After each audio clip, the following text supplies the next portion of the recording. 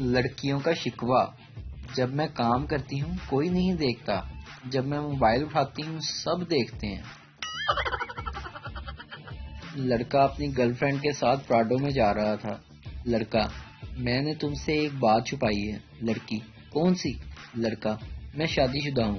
لڑکی: اف، تم نے تو ڈرا ہی دیا، میں سمجھی یہ پراڈو تمہاری نہیں ہے۔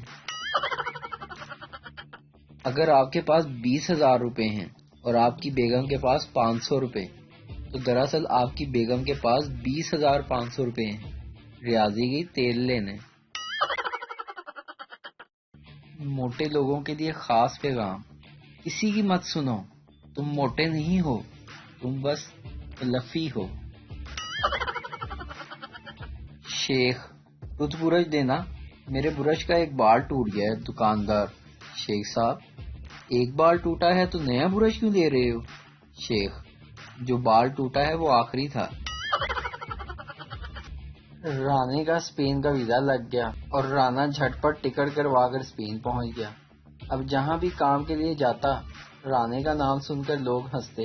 آخر ایک دن رانے کو اس کے پاکستانی دوست نے، جسے اسپینش آتی تھی، نے رانا کو بتایا کہ لوگ تمہارے نام پر اس لیے ہنستے ہیں کیونکہ اسپینش زبان میں رانا ڈڈو مطلب مینڈک کو کہتے ہیں۔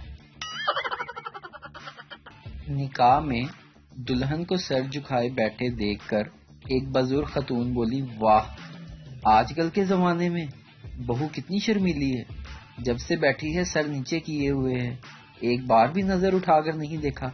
پیچھے سے آواز آئی: ماں جی، دلہن face book per on line ہے۔